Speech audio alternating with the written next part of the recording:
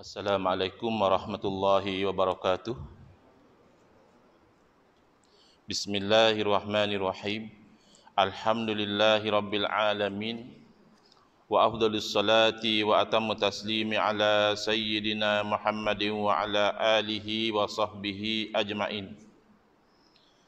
Rabbi shrah li sadri wa yassir li amri wahlul 'uqdatam min lisani yafqahu qawli. Subhanaka la ilma lana illa ma 'allamtana innaka antal alimul hakim. Allahumma akhrijna min zulumatil wahmi wa akrimna binuril fahmi waftah alaina bima'rifatil ilmi wa sahhil akhlaqana bil hilm waj'alna mimman yastami'una al qawla fayattabi'una ahsanah. Allahumma آت نفوسنا تقواها وزكها أنت خير من زكاها أنت وليها ومولاها. اللهم أرنا الحق حقا وارزقنا اتباعه وأرنا الباطل باطلا وارزقنا اجتنابه. اللهم انفعنا بما علمتنا وعلمنا ما ينفعنا وزدنا علما وهدى. أما بعد. Qala asy-Syekhul Mu'allif Al-Imamu Hujjatul Islam Abu Hamid Muhammad ibn Muhammad Al-Ghazali At-Tusi rahimahullah ta'ala wa nafa'na bihi wa bi'ulumihi fid dharaini amin. Fa idza huwa bi rusuli rabbil alamin ilaihi yariduna alaihi birrauhi war raihani wal bushra war ridwani min indi rabbin radin ghairi radban fayanqulunahu fi tibatin nafsi wa tamamil bishri wal unsi min hadhihi ad-daril faniyatil muftinati ila al-hadratil ilahiyyati wa mustaqarrin riyadil jannah. Fayara li nafsihi ad-dha'ifatil faqirati na'iman muqiman wa mulkan kabiran azima wa yalqa hunalika min sayyidihi ar-rahimil mutafaddilil karimi jalla zikruhu minal lutfi bihi wal 'atfi wat tarhibi wat takribi wal in'ami wal ikrami ma la yuhitu bihi wasful wasifina wa na'tun na'itin. Alhamdulillah, muslimin muslimat, hadirin hadirat yang saya hormati, moga-moga kita semua dirahmati dan diberkati oleh Allah Subhanahu wa taala, dan moga-moga kita semua dikurniakan oleh Allah Subhanahu wa taala kefahaman yang baik dalam urusan agama sesuai dengan sabda junjungan kita Nabi Muhammad sallallahu alaihi wasallam, man yuridillahu bihi khairan yufaqihu fid din. Barang siapa yang Allah nakkan dengan dia kebaikan, nescaya Allah beri dia faham dalam urusan agama. Dan moga-moga kita semua dikurniakan oleh Allah Subhanahu wa taala akhlak yang mulia sesuai dengan sabda Nabi sallallahu alaihi wasallam, innama bu'istu liutammima makarimal akhlak. Hanya saja saya dibangkitkan demi untuk menyempurnakan kemuliaan akhlak. Alhamdulillah, pagi ini insyaAllah kita akan menyambung pengajian kuliah subuh bulanan hari Sabtu yang ketiga, anjuran Masjid Al-Khairiyah Keramat AU3 menggunakan kitab Minhajul Abidin, Jalan Para Abid, hasil tangan Al-Imam Al-Ghazali rahimahullah ta'ala. Kita sampai ke muka surat 10 untuk yang versi bahasa Arab, dan muka surat 19 untuk versi yang bahasa Melayu.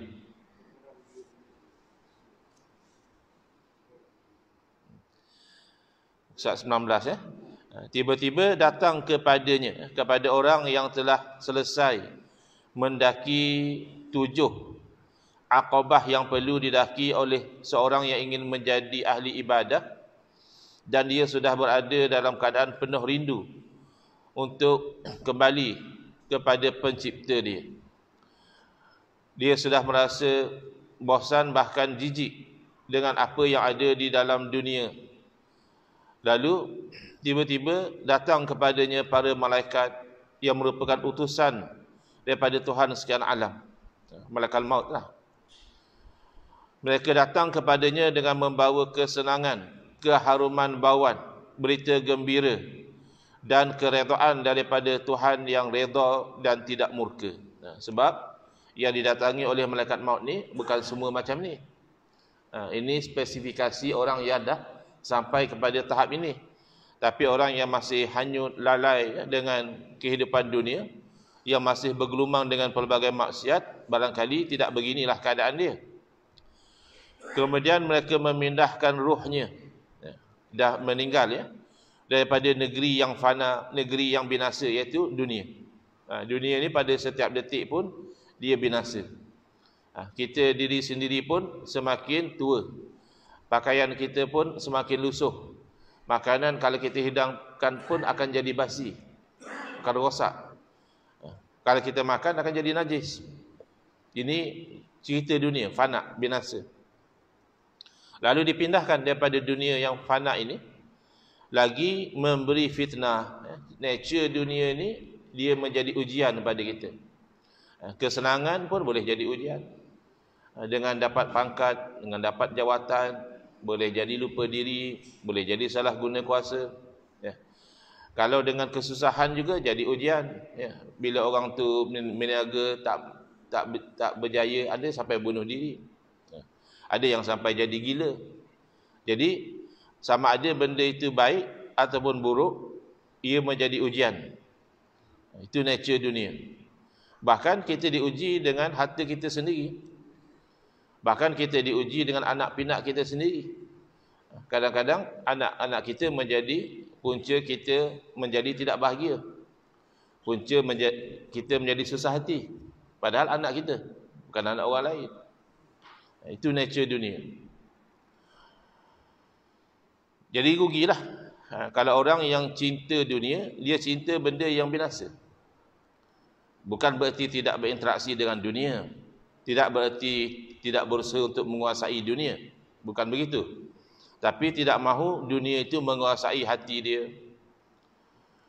Jadi dia tinggalkan negeri yang fana ini, yang penuh dengan fitnah ini, dalam keadaan yang baik. Ramai yang tinggalkan dunia yang fana ini dalam keadaan cedera parah, dalam keadaan yang teruk, dalam keadaan yang na'udzubillah, ada yang sampai kufur kepada Allah Ta'ala. Tapi dia tinggalkan dalam keadaan yang baik, penuh gembira dan merasa mesra ke hadirat Allah Subhanahu Wa Ta'ala. Dan nanti dipindahkan pula ke tempat kediaman tetapnya di taman-taman syurga. Dengan itu dia mendapati dirinya yang lemah dan fakir. Kita manusia ni lemah. Mujurlah kalau Allah berikan kita itu mampu melakukan ibadah dan ketaatan. Bersyukurlah. Dan kita ni fakir.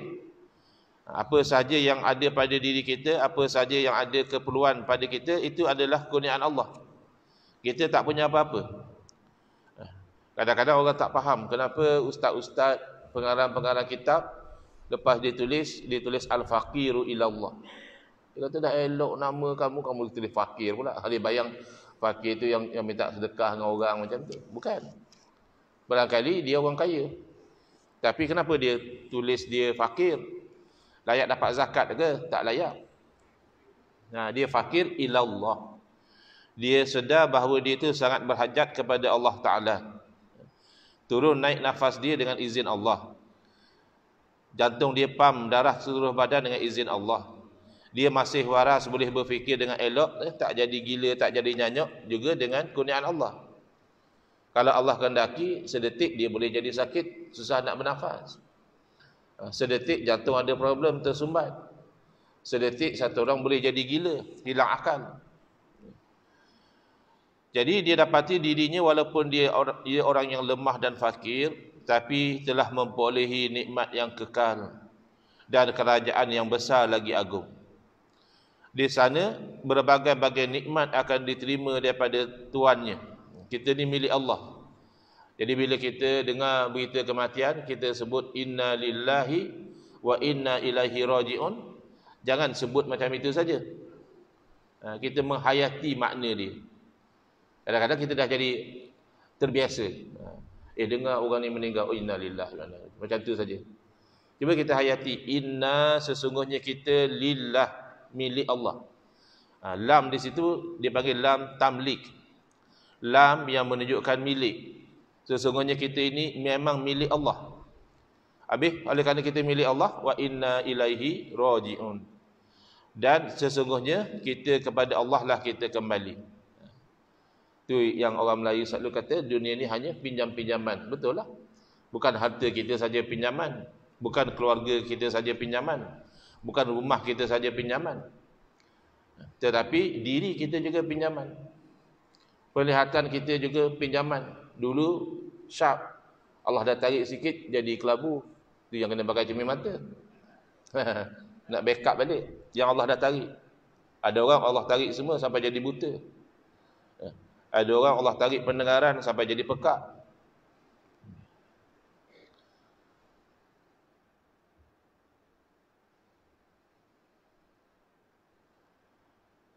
Di sana, di syurga lah, pelbagai nikmat akan diterima daripada Tuannya yang maha pengurnia, lagi maha pemurah, serta amat agung sebutannya. Seperti layanan-layanan yang lemah lembut, kasihan belas, sambutan baik. Dan di syurga akan ada pendampingan diri dengan Allah Subhanahu Wa Taala. Bahkan pegangan kita ahli sunnah wal jamaah, ahli syurga nanti akan dapat melihat Allah Subhanahu Wa Taala. Ya. Tapi bukanlah berarti Allah dalam syurga pula, jangan jadi macam tu. Dalam bab melihat Allah Taala ni berlaku dua ekstrim, dua kegelinciran. Satu, dia menafikan. Dia kata kita manusia ni tak boleh lihat Allah walaupun dalam syurga. Kenapa? Kerana kata dia Allah wujud tidak bertempat. Kalau boleh lihat Allah berarti Allah bertempat. Ini golongan Mu'tazilah. Jadi ini satu bentuk bid'ah dalam akidah. Kerana jelas daripada dalil Quran dan hadis bahawa kita itu akan melihat kepada Allah Subhanahu Wa Taala. Tapi di satu ekstrim yang lain, ada yang mengatakan samalah seperti ahli sunnah wal jamaah, kita akan melihat Allah Ta'ala di syurga nanti. Betul lah tu. Tapi dia tergelincir pula, kata dia, berarti Allah tu bertempat. Sebab boleh lihat. Jadi dia nak bayangkan Allah Ta'ala ni seperti makhluk juga. Makhluk, kalau tak boleh lihat pun bertempat. Ni dalam gelap ni banyak benda kita tak nampak. Tapi benda yang kita tak nampak tu bertempat. Jadi dia tidak ada talazum. Kalau boleh dilihat maka bertempat. Kalau bertempat maka boleh dilihat. Tak. Bertempat tu sebab kita makhluk. Malaikat bertempat. Padahal kita tidak boleh lihat malaikat. Jin ada tempat dia. Lepas tu setengah tempat orang pergi, dia kata hati-hati sini. Sebab ada banyak jin. Jin ada tempat dia. Entah di lautan atau di bukit atau di mana. Walaupun tak boleh dilihat. Jadi menyangkakan ada talazum. Kalau lihat tu mesti bertempat pada Allah Ta'ala, tak betul. Kerana Allah bukan makhluk. Jadi ini keistimewaan di hari akhirat lah, kepada ahli syurga. Pemberian nikmat dan kemuliaan yang tidak mampu tukang-tukang cerita hendak menceritakan. Kalau nikmat dunia ni orang boleh cerita. Oh ji, sedap betul makan kat restoran tu. Dia pun ceritalah makan ni kita pun terliok. Startnya kereta pergi. Mampu kita bayangkan macam mana sedapnya makanan yang dia cerita tadi. Tapi kalau nikmat syurga, orang yang pandai cerita pun dia tidak boleh cerita, sehingga kan kita boleh terbayang macam mana syurga tu, tak mampu dia. Maka dia pada setiap hari berada dalam pertambahan nikmat sampai selama-lamanya, bersama-sama orang-orang yang kekal di syurga.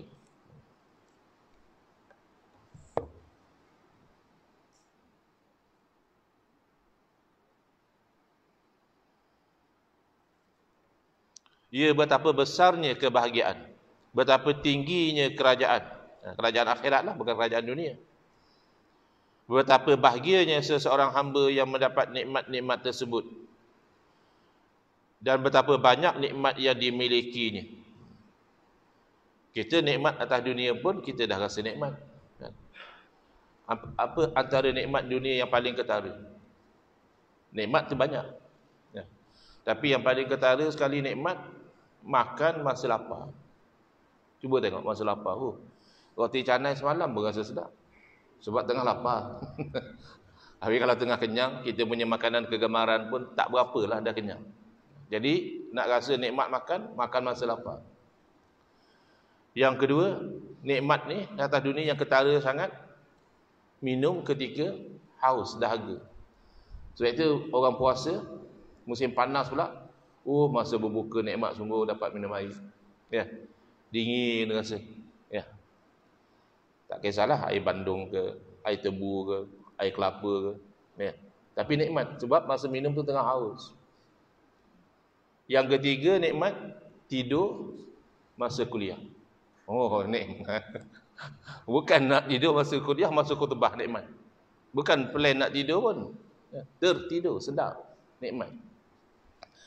Kata Syekh Nuruddin Al-Banjari Al-Makki hafizallahu taala, kalau nak tidur masa kuliah pun jangan lupa baca doa tidur. Bismikallahumma. Apa dia? Ya, wa'amud dia yang biasalah. Tapi kata beliau kalau tidur dalam kuliah, Bismikallahumma amud, mati terus, tak payah hidup, kata dia. Baik. Jadi nikmat dunia pun dah rasa nikmat. Apatah lagi nikmat akhirat. Makanan akhirat, minuman akhirat. Ya. Sehingga menjadi seorang yang dicemburui oleh orang lain, yang berada dalam keadaan yang terpuji di sisi Allah, serta mendapat kesentosaan dan tempat kembali yang baik. Qala rahimahullah ta'ala, nas'alullahal barrar rahima subhanahu wa ta'ala ayyamunna alaina wa alaikum bihadhihi ni'matil azimati wal minnatil jasimah. Amin. Ini doa daripada Imam Ghazali rahimahullah ta'ala, berdoa kepada Allah. Kami mohon kepada Allah yang maha membuat kebaikan dan yang maha pengasihani, yang maha suci dan yang maha tinggi. Kita aminkanlah doa daripada Imam Ghazali ini, agar dia mengurniakan kepada kami dan anda semua. Imam Ghazali doa untuk diri beliau dan juga untuk orang lain. Apa? Nikmat dan kurniaan yang amat besar, di mana yang demikian itu tidaklah sukar bagi Allah Ta'ala untuk mengurniakan kepada kita semua. Mungkin kalau lihat daripada segi amal ibadah kita, susahlah kita nak dapat kedudukan yang tinggi, nisbah pada kita. Tapi nisbah pada kuasa Allah, boleh saja Allah bagi keistimewaan ini kepada kita.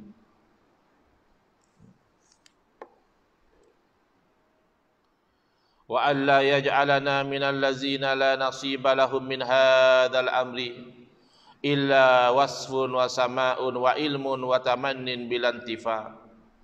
Dan kita berdoa moga-moga janganlah Allah Ta'ala menjadikan kita daripada golongan yang tidak ada nasib, tidak ada habuan bagi mereka daripada kenikmatan-kenikmatan ini, kecuali dengar saja, dengar orang cerita saja. Kadang-kadang atas dunia macam itulah. Kita dengar orang cerita, hebatnya bangunan tu, banglo tu, cantiknya desain dia, macam-macam kemudahan. Tapi kita ni banyak projek orang kata rumah mampu milik. Tapi kebanyakan kita bila tengok yang dikatakan rumah ni mampu tengok, milik tak mampu. Ini ceritanya. Mampu dengar saja. Mampu dengar orang cerita macam mana spesifikasi dia, tahu berangan-angan kalau dapatlah alangkah baiknya, tapi tak ada faedah. Tak maulah kita termasuk dalam golongan macam tu. Wa alla yaj'ala ma ta'allamnahu minal ilmi hujjatan alaina yaumal qiyamah. Dan kita berdoa kepada Allah supaya tidaklah Allah jadikan ilmu yang kita belajar itu menjadi hujjah ke atas kita pada hari kiamat. Sebab ilmu ni sama ada hujjatun lana ataupun hujjatun alaina. Apa beza dia? Hujjatun lana makna ilmu tu berhujjah, menjadi hujjah, menjadi benteng pertahankan kita. Kalau dalam mahkamah makna dia tu peguam bela kita. Tapi kalau hujjatun alaina, ia menjadi hujjah yang menekan kita, yang akan menghentam kita. Kalau dalam mahkamah tu pendakwa raya, tak mau ilmu kita nanti akan dakwa kita di hari akhirat. Dia ni ada punya saya, tapi dia tidak guna pun saya. Dia ada ilmu tapi dia tak beramal pun. Dia pula dakwa kita, susah. Tapi kalau dia jadi hujah kepada kita, syukur. Bagi tahu dia beramal dengan saya, dengan ikhlas dia amalkan saya. Wa aywafiqana jami'an lil amali bizalika, dan moga-moga Allah Taala memberi taufik kepada kita semua sekali beramal dengan yang demikian itu, beramal dengan ilmu yang kita tahu. Wal qiyami bihi kama yajib kama yuhibbu wa yarda, dan moga-moga kita mampu mendirikan kewajipan-kewajipan yang kita tahu itu sebagaimana yang Allah kasih dan Allah redha. Innahu arhamur rahimin wa akramul akramin. Dialah yang paling kasihan belas daripada semua yang kasihan belas, dan yang paling pemurah daripada yang pemurah. Wa sallallahu ala sayidina Muhammadin wa ala alihi wa sahbihi wa sallam wa syarrafa wa karram. Dan selawat ke atas junjungan kita, penghulu kita Nabi Muhammad sallallahu alaihi wasallam, dan moga-moga Allah memuliakan dan mengangkat darajah baginda. Fahadha huwa tartibul ladzi alhamani maulaya fi tariqil ibadah. Maka kata Imam Ghazali rahimahullah taala, inilah dia susunan yang Allah taala telah berikan ilham kepada saya dalam menjalani jalan ibadah. Fa'lamil an bi taufiqillah anal hasila minal jumlati sab'un aqabah. Maka ketahuilah sekarang ini dengan taufik daripada Allah Ta'ala, bahawa al-hasil, kesimpulan secara summary-nya, secara ringkasnya, ada 7 aqabah. Al-ula aqabatul ilmi, as-saniyatu aqabatul taubati, as-salisatu aqabatul awaiqi, ar-rabi'atu aqabatul awaridi, al-khamisatu aqabatul bawaithi, as-sadisatu aqabatul qawadihi, as-sabi'atu aqabatul hamdi wa syukri. Yang pertama, orang yang nak jadi ahli ibadah, perlulah dia mendaki dakian ilmu. Yang kedua adalah dakian taubat, bertaubat kepada Allah. Yang ketiga, mengatasi akabatul awaiq, perkara-perkara yang menjadi penghalang, melambatkan dia untuk beribadah. Ar-rabi'atu akabatul awarid. Yang keempat adalah perkara-perkara yang mendatang dalam kehidupan dia, urusan rezeki, mara bahaya dan sebagainya. Al-khamisatu aqabatul bawais, apakah yang mendorong dia untuk melakukan ibadah dan mencegah dia daripada maksiat. As-sadisatu aqabatul qawadih, hendaklah dia mendaki dakian perkara-perkara yang boleh merosakkan ibadah, dia kena hilangkan. As-sabi'atu wal akhirah, yang ketujuh dan terakhir, aqabatul hamdi wasyukri, iaitu dakian dia itu memuji dan bersyukur kepada Allah Ta'ala. Wa bitamamiha yatimmu kitabun minhajil abidina ilal jannah. Maka dengan selesainya 7 aqabah itu, selesailah kitab Minhajul Abidin, jalan para ahli ibadah menuju ke syurga. Wa nahnu al-ana natatabba'u hadhihi al-aqabati bi syarhin mujazil lafzi. Maka kami sekarang ini akan natatabba'u, susulkan, akan susulkan, maknanya akan pergi pada isi kitab lah. Ini baru mukaddimah. Aqabah-aqabah yang 7 tadi dengan memberi syarahan yang ringkas, dari segi lafaznya ringkas, tapi mustamilin ala nukatil maksudati, cukup merangkumi poin-poin yang dimaksudkan. Min hadha sya'ni, pada urusan ibadah ini. Kullun minha fi babin mufradin insyaallah azza wa jalla. Setiap satu daripada aqabah ini Imam Ghazali akan letakkan pada bab yang tersendiri. Ini Imam Ghazali rangkum semua dalam mukadimah sebab nak bagi gambaran awal dulu, overview dulu. Ini yang kamu akan jumpa dalam kitab ni. Tapi lepas ni setiap aqabah satu bab. Wallahu subhanahu waliyut taufiqi wat tasdidi bi mannihi. Allah Ta'ala lah yang memberi taufik dan juga sokongan dengan kurniaannya. Wala haula wala quwwata illa billahil aliyyil azim. Tidak ada sebarang kekuatan untuk kita buat kebaikan apa, tak ada kekuatan. Dan tidak ada kita sebarang upaya untuk menolak keburukan illa billah, kecuali dengan izin dan ketentuan daripada Allah Ta'ala yang maha tinggi dan maha agung. Qala rahimahullah ta'ala al-aqbatul ula wa hiya aqbatul ilmi. Berkata Imam Ghazali rahimahullah ta'ala, dah masuk bab yang pertama ya, iaitu adalah dakian ilmu. Fa aqulu wa billahi taufiqu ya talibal khalasi wal ibadati alaika awwalan waffaqaka Allahu bil ilmi fa innahu al-kutbu wa alaihi al-madar. Lalu saya berkata, dan di tangan Allah jugalah taufik. Mana Imam Ghazali rahimahullah ta'ala sampaikan. Tapi adakah orang tu akan ikut kebenaran yang terkandung dalam kata-kata Imam Ghazali? Itu Allah yang tentukanlah. Ya talibal khalas wal ibadah, wahai orang yang menuntut kelepasan, makna lepas daripada azab seksa, dan juga nak menuntut ibadah, taat kepada Allah. Apa nak buat?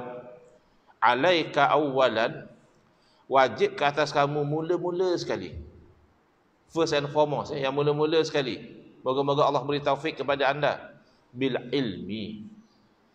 Jadi bila orang tu nak berubah, nak jadi ahli ibadah, ilmu nombor satu, jangan dia pergi pada yang lain.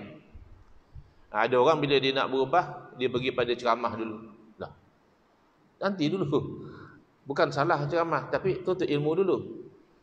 Bila ceramah dulu, itu yang kadang-kadang jadi mampu macam-macam. Di Terengganu, Muhib Khawli dah di fatwa sesat dah. Tu nak mengaji ilmu juga tu, bukanlah datang daripada tak ada ilmu, pernah belajar. Tapi kemudian melompat, terus pergi kepada nak membid'ahkan. Ya.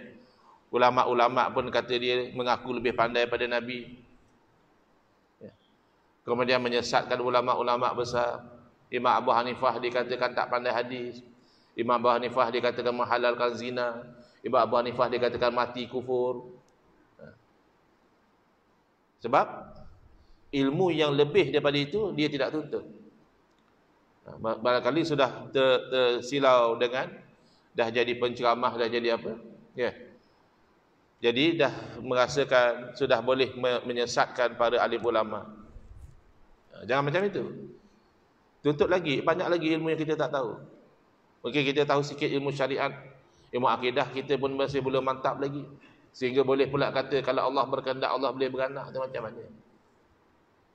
Itu maklum min ad-din bi darurah. Dan diketahui bahawa Allah Ta'ala mustahil beranak. Tapi kan Allah Ta'ala maha berkuasa. Yang maha berkuasa, kuasa Allah tu tak ada kena-mengena dengan benda yang mustahil. Oh, Allah Ta'ala maha berkuasa, kalau Allah berkehendak Allah boleh ciptakan Tuhan lain. Mana ada macam itu? Tuhan lain tu kan mustahil. Cipta kudrah ni benda yang mungkin. Kalau Allah Ta'ala berkehendak, boleh Allah jadikan satu pasangan suami isteri yang sudah lanjut usia. Suami dah umur 100 tahun, isteri dah umur 90. Tiba-tiba, ya, dapat anak. Isteri umur 90 mengandung. Ya. Mustahil tak? Dari segi adat mustahil lah. Dari segi kebiasaan tak berlaku lah macam itu. Tapi dari segi kuasa Allah tak mustahil. Sebab anak bagi pasangan yang sudah lanjut usia itu mungkin. Possible dari segi akal. Jangankan anak daripada pasangan suami isteri yang dah lanjut usia. Anak daripada seorang wanita yang tak pernah bersama dengan lelaki pun ada. Nabi Isa alaihissalam. Mana ada bapa? Ibu je. Yang tak ada ibu bapa pun Allah ciptakan. Nabi Adam alaihissalam, mana ada bapa, mana ada mak. Kalau Allah boleh ciptakan manusia tanpa bapa dan ibu, apa masalah ciptakan manusia daripada ibu bapa yang dah lanjut usia? Tapi kalau anak Allah kan mustahil. Anak Allah mestilah Allah juga. Takkan simple logik macam tu pun tak faham. Eloklah Jabatan Mufti fatwa sesat pun. Ya. Anak kucing tu kan kucing. Ya. Anak kambing, kambing. Anak Tuhan, Tuhan. Oh, banyaklah Tuhan kalau macam tu. Anak Tuhan. Habis anak Tuhan tak boleh beranak. Kalau Tuhan boleh beranak, cucu Tuhan. Akhirnya sekampung Tuhan. Akhirnya satu negeri Tuhan. Maka sekali-sekala kena buat pilihan raya umum. Melantik pemimpin Tuhan. Itu dah cerita dongeng. Itu dah cerita kufur. Makanya permantapkan dahulu ilmu. Jangan kita bercakap lebih daripada ilmu kita. Boleh saja kita kata, walaupun kita ustaz, kan orang panggil al-fadil, sahibul fadilah, sahibus sa'adah. Ya, tak apa masalah orang nak panggil. Tapi kalau tak tahu, wallahu alam juga jawabnya. Imam Malik rahimahullah taala dalam sekitar 40 soalan ditanya kepada beliau, 6 soalan dijawab, lagi yang balance wallahu alam, la adri. Wallahu alam, saya tak tahu. Imam Malik rahimahullah taala, kita orang tanya satu soalan 40 kita jawab. Supaya orang kata kita tahu. Dan pernah diriwayatkan satu kumpulan orang ada satu persoalan agama yang mereka nakkan penjelasan, jadi daripada jauh mereka musafir nak berjumpa dengan Imam Malik rahimahullah taala. Biar kita tanya ulama besar teruslah soalan kita ni. Jadi Imam Malik dah dapat tetamu, bersiap-siap keluar. Lalu mereka berkata, kami datang daripada jauh ni, tuan guru ada hajat, nak tanya ni macam mana, kalau macam ni macam mana hukum. Imam Malik dengar, dia jawab, wallahu alam, la adri. Wallahu alam, saya tak tahu. Jadi mereka macam kecewa. Mereka kata, tuan imam, tuan guru, kami datang daripada jauh. Ya, tuan imam jawab tak tahu pula. Imam Malik kata, kalau kamu turun daripada langit pun, kalau saya tak tahu, saya tak tahu. Macam itu. Imam Malik ditanya tentang adakah jatuh tolak satu orang. Dia nampak orang yang sedang mabuk minum arak. Dia buat perangai tak senonoh betul. Jadi dia kata, kalaulah ada satu maksiat yang lebih teruk pada minum arak, tertolak isteri aku satu tolak, dia kata. Lepas tu dia fikir balik, ada ke tak ada? Orang kadang dia cakap dulu, yang susah nanti mufti lah nak kena jawab. Jatuh ke tak jatuh talak aku ni? Ada ke maksiat yang lebih buruk daripada minum arak? Akhirnya tanya pada Imam Malik rahimahullah ta'ala, ada ke tidak? Sebab kalau ada, jatuhlah talak. Itu namanya taklik. Dia dah taklik talak dia tu. Kalau ada maksiat yang lebih teruk daripada minum arak, jatuh talak. Kalau tak ada, tak jatuh lah. Jadi mana tahu ada tak ada? Tanya ulama. Itu pun Imam Malik minta masa, bukan jawab terus. Bagi saya masa untuk tengok. Jadi Imam Malik kajilah, buka Quran, ya, tengok hadis dan sebagainya. Akhirnya barulah Imam Malik berfatwa bahawa jatuh tolak isteri kamu kena beriddah. Kenapa? Kerana ada lagi maksiat yang lebih teruk, iaitu riba. Kenapa? Kerana riba Allah isytiharkan perang. Minum arak Allah larang, tapi tidak sampai Allah kata isytihar perang. Tapi kalau meneruskan riba, amalan riba, setelah dah tahu kata ianya haram, maka fa'zan biharbin minallah, bersedialah untuk peperangan daripada Allah Ta'ala. Jadi kata Imam Malik, kalau begitu uslub Al-Quran berarti itu lebih teruk daripada minum arak lagi. Wallahu alam lah. Tapi tak ada masalah ya, untuk orang alim mengatakan dia tidak tahu. Kerana alim manusia ni nisbi. Alim Allah segala-galanya. Itu beza ilmu dengan kudrah. Ilmu Allah tahu semua. Yang mungkin harus Allah tahu, yang wajib iaitu zatnya sendiri Allah tahu, yang mustahil Allah tahu. Adapun kudrah, dia hanya ta'alluq dia dengan mungkin. Tidak ada ta'alluq kudrah dengan yang mustahil. Anak Allah, Tuhan selain daripada Allah. Kan ada orang-orang liberal, kadang dia nak bagi kita confuse. Dia kata Allah Maha berkuasa. Kalau Allah Maha berkuasa tak Allah ciptakan satu batu, punya besar batu tu Allah pun tak larat nak angkat. Ini soalan-soalan cari penyakit. Jawabnya tak ada, sebab mustahil. Kalau Allah ciptakan batu, mustahil batu tu Allah tidak boleh gerakkan. Jadi kena faham ya, akidah kita ni, itu salah satu nanti ilmu yang Imam Ghazali akan sebutkan. Kerana apa? Kerana ilmu ini adalah kutub dia, paksi dia. Wa alaihil madar, dan di atas ilmu lah tempat berpusingan. Kalau orang tu rajin beramal sekalipun, tetapi tidak atas dasar ilmu, amal dia tertolak. Dalam kitab Matan Zubat Ibn Raslan, dia sebutkan, wa man bi ghairi ilmin ya'malu a'maluhu mardudatun la tuqbalu. Barang siapa yang tanpa ilmu beramal dia, amal dia tertolak, tidak diterima. Jadi amal tu bagus. Dalam Quran selalu sebut innal ladzina amanu wa amilus solihat. Sesungguhnya orang yang beriman dan beramal soleh. Tapi amal itu mesti terbit dari ilmu. InsyaAllah nanti kita akan lihat bagaimana Imam Ghazali rahimahullah ta'ala menerangkan kaitan antara ilmu dan ibadah. Ilmu dan ibadah ni kata Imam Ghazali dua permata yang berharga.